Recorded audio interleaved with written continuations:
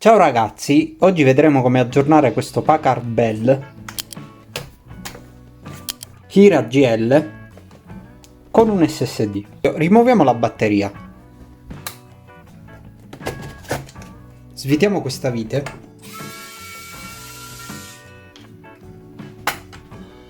svitiamo queste due viti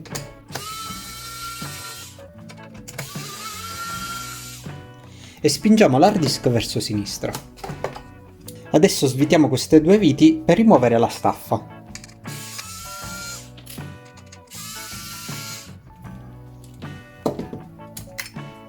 Montiamola nel nuovo SSD.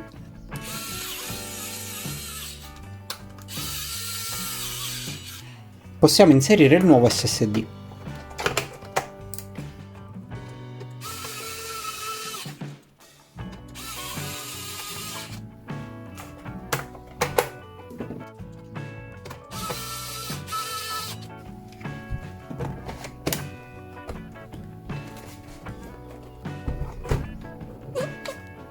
Adesso per avviare la chiavetta con il nostro sistema operativo preferito, inseriamola. Poi accendiamo il computer e premiamo immediatamente F8.